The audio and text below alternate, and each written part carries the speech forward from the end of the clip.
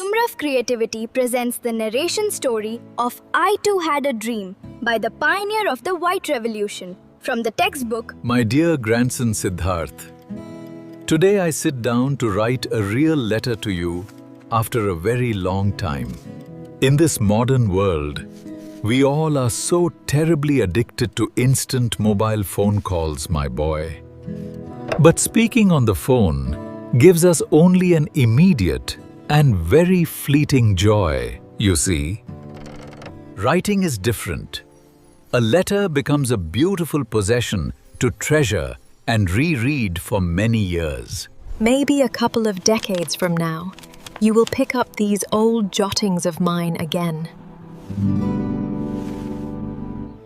And these words will give you a deeper understanding of why I served our nation's farmers.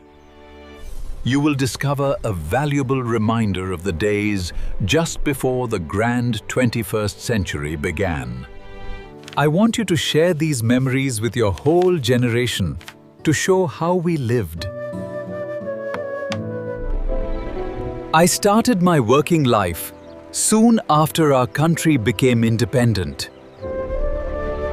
The noblest task in those days was to contribute in whatever way we could towards building an India of our dreams, a nation where our people would not only hold their heads high in freedom, but would be free from hunger and poverty, a nation where our people could live with equal respect and love for one another.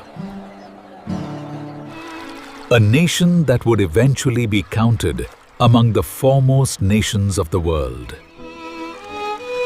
It was then that I realized, in humility, that choosing to lead one kind of life means putting aside the desire to pursue other options. This transformation took place within me 50 years ago, when I agreed to work for a small cooperative of dairy farmers who were trying to gain control over their lives. To be quite honest, service to our nation's farmers was not the career I had envisioned for myself. But somehow, a series of events swept me along and put me in a certain time with a choice that would transform my life. I could have pursued a career in metallurgy and become the chief executive of a large company, or opted for a commission in the Indian Army and maybe retired as a general.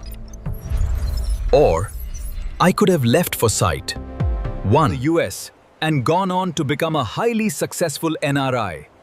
Yet, I chose none of these because somewhere, deep down, I knew I could make a more meaningful contribution by working here in Anand, Gujarat. Your grandmother too made an important choice. She knew in those days, life in Anand could not offer even the simple comforts that we take sight for granted today. However, she ardently supported my choice to live and work in Anand. That choice of your grandmother to stand by me have proven to be the source of my inner strength throughout my life. Whenever I have received any recognition for my contributions towards the progress of our country, I always emphasized that it is a recognition of the achievements of many people with whom I had a privilege to be associated with. I would like to stress even more strongly that my contributions have been possible only because I have consistently adhered to certain values. Values that I have inherited from my parents and other family elders. Values that I saw in my mentor and supporter here in Anand. I have often spoken of integrity as the most important of these values, realizing that integrity and personal integrity. I have also learnt what I am sure you too will find out someday. Life is a privilege. In living this privilege called life, you must accept responsibility for yourself Always use your talents. That common good will present itself to you in many forms every day. If you look around you, you will find there is a lot. I hope that you too will discover, as I did, that failure is not about not succeeding. Rather, it is about not putting in your best effort and not contributing, however modestly, to the common good. In life, you too will discover, as I did, that anything can go wrong at any time. Most of us compare ourselves with someone we think is happier, a relative, an acquaintance, or often someone we barely know.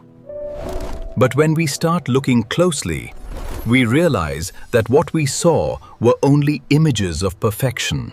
And that will help us understand and cherish what we have, rather than what we don't have. Do you remember when you accompanied me at the magnificent ceremony in Delhi, where our president awarded me the country's highest honor? With great pride, you slipped the medal around your neck, looked at it in awe, and asked me very innocently if you could keep it. Do you remember the answer your grandmother and I gave you? We told you that, of course, this medal was yours as much as it was mine, but that you should not be satisfied in merely keeping my award. The challenge before you was to earn your own reward.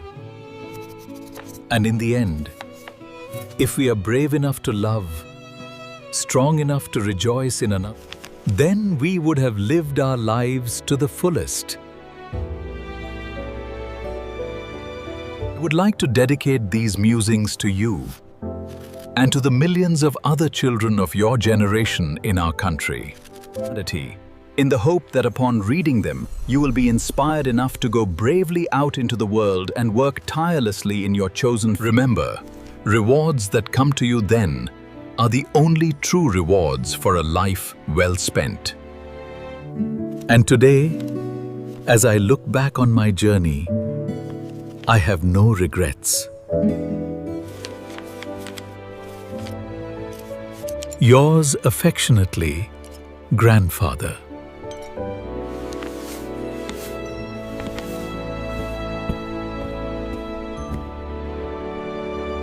Thanks for watching. For such educational videos, like, share and comment on this video and subscribe to Sumraf Creativity.